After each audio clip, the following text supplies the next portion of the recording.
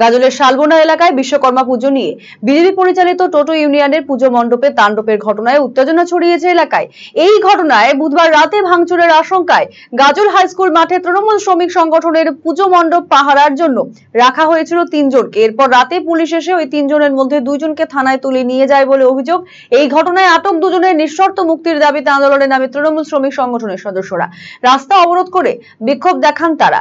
Police প্রশাসনের কাছে আশ্বাস পেয়ে তারা রাস্তা অবরোধ তুলে নেয় বলে দাবি করেছেন আন্দোলনকারীরা।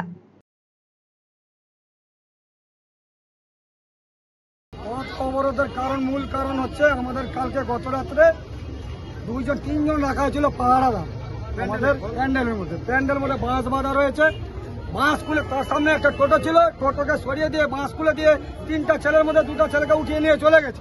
আবার ভাষা খারাপ করেছে যে অশান্তি হচ্ছে আর কিছু হচ্ছে। আমরা কি অপরাধ করেছি? আমাদের 2টা ছেলে উঠিয়ে নিয়ে গেছে বিকাশ বাবু সারা রাত ঘুরেছি ওর পিছনে, এখন পর্যন্ত আমার ছেলেগুলোকে ছাড়িনি। মুখ খারাপ করার অধিকার আরো তো অফিসার আছে, এরকম অফিসার আমরা কাজে দেখতে পারবো না।